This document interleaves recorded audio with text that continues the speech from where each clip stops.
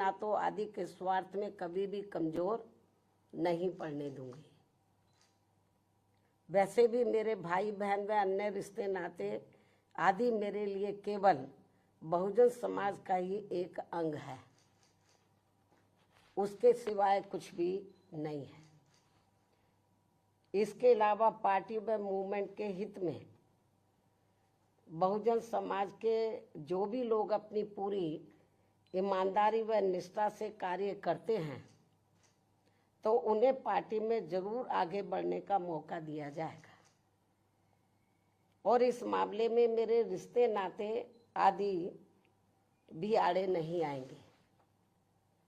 यहाँ मैं सावधानी के तौर पर ये भी बताना चाहूँगी कि पिछले कुछ वर्षों से सत्ता व विपक्ष में बैठी सभी जातिवादी, सांप्रदायिक व पूंजीवादी पार्टियां बीएसपी के विरुद्ध अंदर अंदर आपस में मिलकर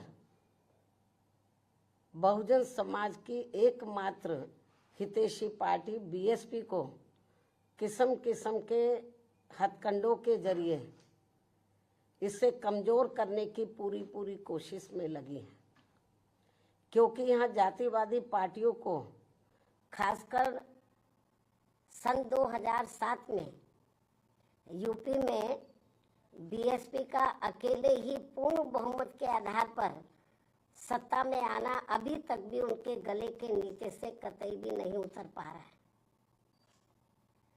और तभी से यहाँ सभी जातिवादी व खासकर दलित विरोधी पार्टियां किस्म किस्म के हथकंडे इस्तेमाल करके बीएसपी को कमजोर व खत्म करने में लगी है। इसी प्रकार बाबा साहब डॉक्टर भीमराव अंबेडकर के जीते जी भी इन्हीं जातिवादी पार्टियों ने इनके कारवां को किस्म किस्म के हथकंडे इस्तेमाल करके उसे कमजोर व खत्म करने का पूरा प्रयास किया था, जिसे बाबा साहब ने व बाद में मान्यवर श्री कांशीराम जी ने भी इनके मंसूबों को पूरा नहीं होने दिया है। और अब मैं भी अपने बहुजन समाज के बलबूते पर इनके इस मंसूबे को किसी भी कीमत पर पूरा नहीं होने दूंगी। ये मेरा पार्टी के लोगों को वायदा है, जिसके लिए मुझे अपने बहुजन समाज का हर स्तर पर साथ मिलना भी बहुत ज़रूरी है। और अच्छी बात यह है कि बहुजन समाज पूरे तन मन धन के साथ अब मेरे साथ खड़ा है, अभी भी खड़ा है।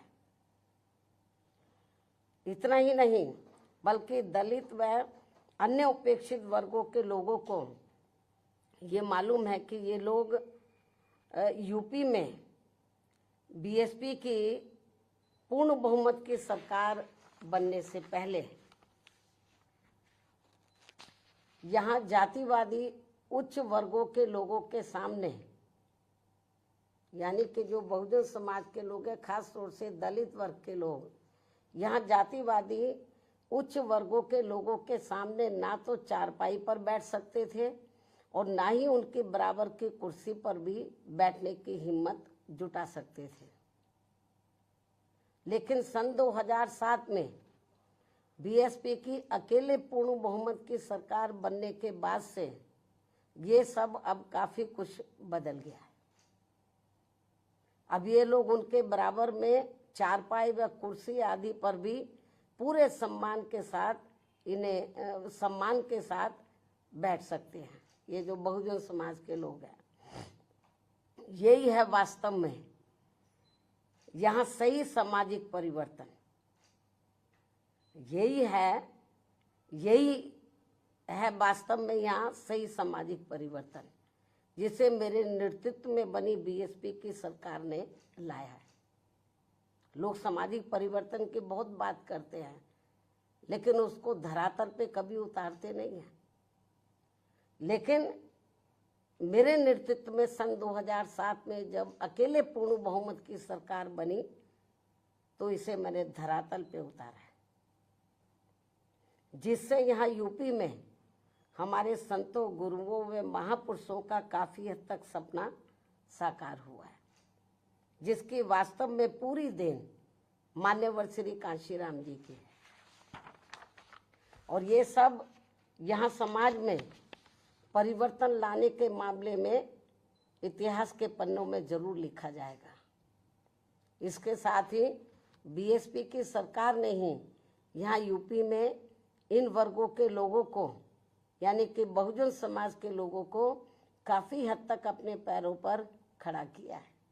अपने संतों, गुरुओं व महापुरुषों को भी विभिन्न स्तर पर पूरा आदर सम्मान दिया गया है, जिसे लोग कभी भी नहीं भुला पाएंगे। लेकिन ये सब यहाँ सभी जातिवादी पार्टियों के गले के नीचे से अभी तक भी नहीं उतर पा रहा है। इसलिए अब वे इन वर्गों में से स्वार्थी किस्म के लोगों को आगे करके उनके जरिए विभिन्न नाम पर अनेकों छोटे छोटे संगठन व पार्टियां आदि बनवा के बीएसपी की इस ताकत को बांटकर इसे कमजोर करने में लगे, जिनसे बहुजन समाज के लोग जरूर सचेत रहें। यही समय की मांग है और यही पार्टी व मूवमेंट के हित में इनका सही कदम भी होगा, यदि हमारे लोग सचेत रहते हैं।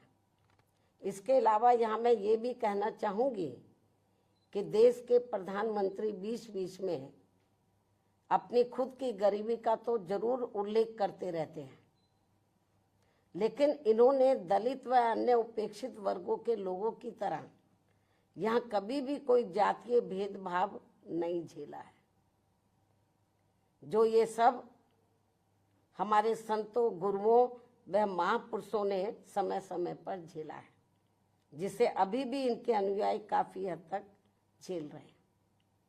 इसलिए पार्टी के मिशनरी व परिपक्व लोगों से आज मेरी ये भी पुरजोर अपील है कि वे ये सभी जरूरी बातें अपने बच्चों व खासकर युवा पीढ़ी को जरूर हमेशा बताते रहें, जिनको तैयार करने की भी वास्तव में सही जिम्मेवारी इन्हीं लोगों की ही है।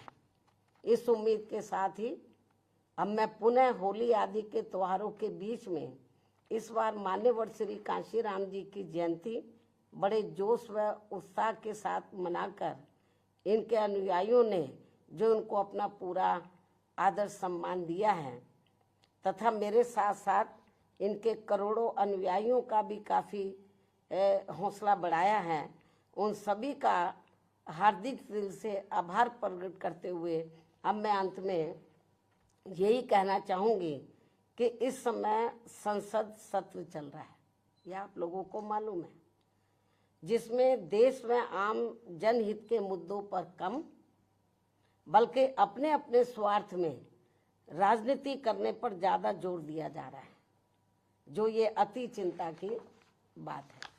साथ ही पिछले कुछ समय से वक्फ बोर्ड पर भी सत्ता व विपक्ष द्वारा जो राजनीति की जा रही है, तो ये भी अति चिंता की बात है। और यदि ये मामला समय रहते आम सहमति से सुलझा लिया जाता तो ये ज़्यादा बेहतर होता। केंद्र सरकार इस मामले में जरूर पुनर्विचार करे, सोच विचार करे, ये भी हमारी पार्टी के केंद्र सरकार से पुरजोर अपील है। इस उम्मीद के साथ ही अब मैं अपनी बात यहीं समाप्त करती हूँ। धन्यवाद। जय भीम व जय भारत।